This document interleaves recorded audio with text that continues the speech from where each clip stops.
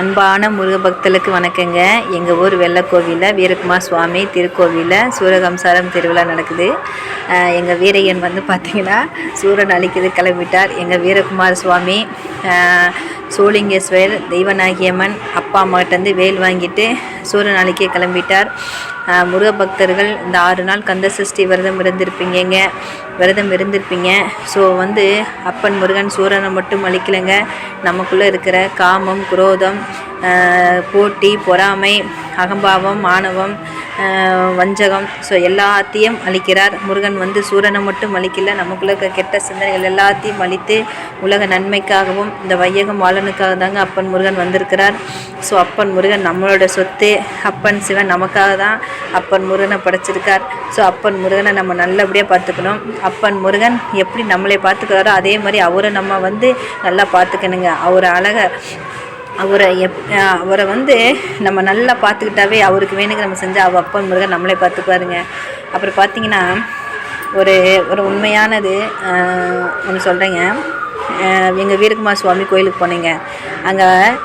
அங்கே வேலை செய்யணுன்ட்டு ஒருத்தங்கிட்ட கேட்டேன், ஆனால் இந்த கோயிலில் என்ன ஸ்பெஷல், இங்கே வந்து என்ன வழிபாடு, இந்த கோயிலில் என்ன சிறப்புகள் இருக்குது சொல்லுங்கள் அப்படின்னு கேட்டேன். அவங்க சொன்னாங்க, இல்லைப்பா நாங்கள் ஃபோன்லலாம் நாங்கள் முகத்தெல்லாம் காமிக்க மாட்டோம், நீ வந்து வேறு யார்கிட்ட வேணால் கேளுப்பா அப்படின்னாங்க. நான் 2 பேர்த்து கேட்டேன், அவங்க சொல்லலை.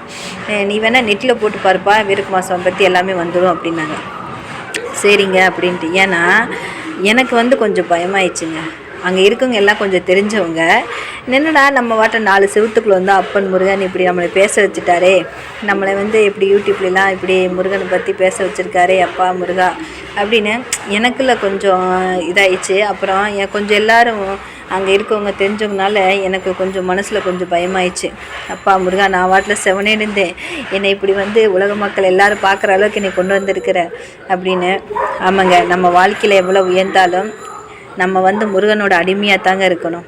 ஏன்னா அவரோட பக்தன், அவரோட படைப்புள்ள நம்ம இருக்கிறோம். இந்த பிரபஞ்சத்தில் நம்ம ஒரு சிறு துரும்பு. ஸோ அதனால் அந்த எண்ணத்தை நம்ம மனசில் வச்சுக்கணும் எப்போவுமே. ஏன்னா நம்ம வந்து அப்பன் முருகனுக்கு நான் வேலைக்காரி. அவர் என்ன எனக்கு சொன்னாரோ, என்ன உத்தரவு கொடுத்தாரோ அதுதான் நான் செஞ்சிட்ருக்கேன். என் மூச்சு உள்ளவரை அப்பன் முருகனை பற்றி பேசுவேன். எவ்வளோ வசதி வாய்ப்பு வந்தாலும் அப்பன் முருகனுக்கு நான் என்றும் அடிமையாக தான் இருப்பேன். ஆமாங்க, நீங்கள் யார்கிட்ட வேணாலும் எப்படி வேணாலும் இருங்க. உங்களுக்கு தெரிஞ்சவங்க, பிடிச்சவங்க, பிடிக்காதவங்க, யார்கிட்ட வேணாலும் எப்படி வேணாலும். ஆனால் இறைவன்கிட்ட மட்டும் அமைதியாக இருக்கணும். நான் என்றும் உன் அடிமை அப்படிங்கிற எண்ணம் மட்டும்தான் இருக்கணும். ஆனால் இப்போ பார்த்தீங்கன்னா நம்ம கோயிலுக்கு போகிறோம், ஏன் காவி வேஷ்டி கட்டிட்டு போகிறோம், ஏன் பெண்கள் வந்து அந்த சோப்பு கலர், பச்சை கலர், மஞ்சள் கலர் சேலை கட்டிட்டு போகிறாங்க. இறைவன்கிட்ட மட்டும் இறைவன்கிட்ட நீ வரும்போது பணிவோடு வா, என்கிட்ட நீ பணிவோடு வா. ஏன்னா நான் என்னோட படைப்பு, நீ என்கிட்ட பணிவோடு தான் இருக்கணும் அப்படின்னு சொல்கிறாங்க. அதுக்கு தான் நம்ம வந்து கோயிலுக்கு போகும்போது 48 நாள் விரதம் இருக்கும்போது பார்த்திங்கன்னா எல்லோரும் காவி வேஷ்டி கட்டிட்டு வர சொல்கிறாங்க.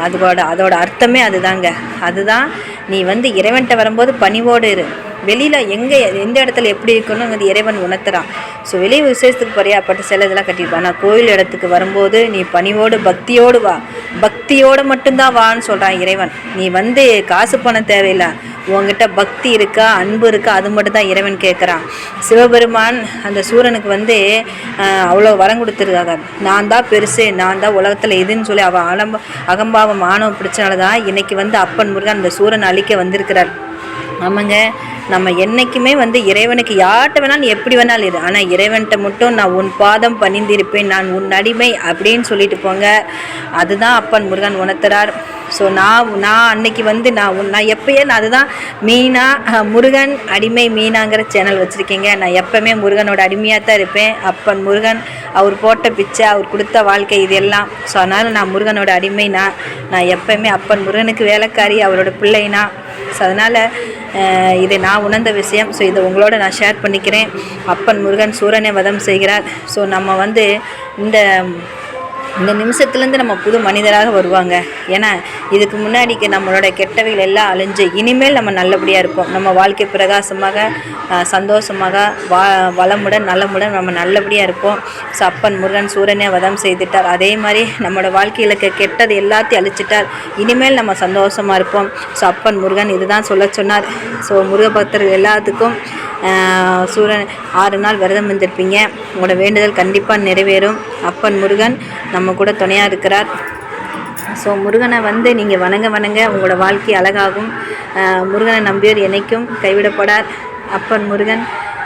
அப்புறம் பார்த்தீங்கன்னா எங்கள் சோழிங்கசை தெய்வநாயகியம்கிட்டேருந்து வேல் வாங்கிட்டு வந்தாருங்க. அவரோட அப்பா அம்மாட்டேருந்து வேல் வாங்கிட்டு வந்து எங்கள் வீரகுமார் சுவாமி வந்து சூரனை வதம் செய்கிறார். எங்கள் வெள்ளகோயில் மக்கள் பாருங்கள், போன வருஷம் கூட்டமே இல்லையாமாங்க, இந்த வருஷம் கூட்டம் அதிகமாங்க. ஆமாங்க, இது வந்து முருகனோட யுகங்க. ஸோ இந்த முருகனோட யுகத்தில் பார்த்திங்கன்னா நல்லவைகள் தான் பெருகும். இனிமேல் மக்கள் எல்லாரும் சந்தோஷமாக நல்லபடியாக இருப்பாங்க. நான் அப்பன் முருகன்கிட்ட வேண்டிக்கிட்டேங்க.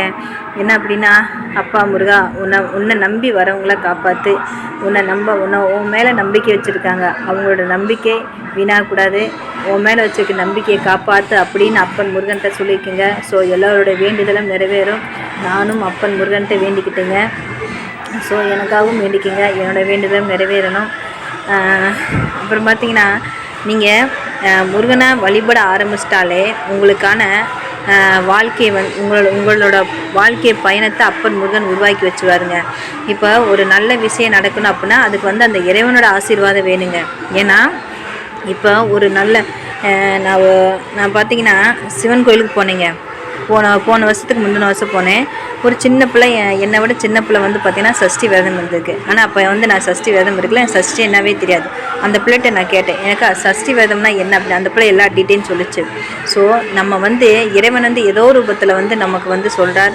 ஸோ இறைவன் வந்து மனித ரூபம் மூலமாக தான் வந்து சொல்லுவார். ஸோ உங்களுக்கு தெரியும் யார் என்ன சொல்கிறாங்க, என்ன பேசுகிறாங்கன்னு. ஸோ இறைவன் ஏதாவது ரூபத்தில் வந்து உங்களுக்கு சொல்லுவார். அதை வந்து நீங்கள் அப்சர்வ் பண்ணிக்கிங்க, அதை கேட்ச் பிடிச்சிக்குங்க. ஸோ முருகன் உங்களை வழி நடத்துவார். முருகனை கும்புறவங்களுக்கு வாழ்க்கை பிரகாசமாக இருக்கும், வாழ்க்கை அழகாக இருக்கும். அப்பன் முருகன் நம்ம கூட துணையாக இருக்கிறார். அப்பன் முருகன் நம்பியோரை என்றும் கைவிடுவதில்லை. ஓ முருகா.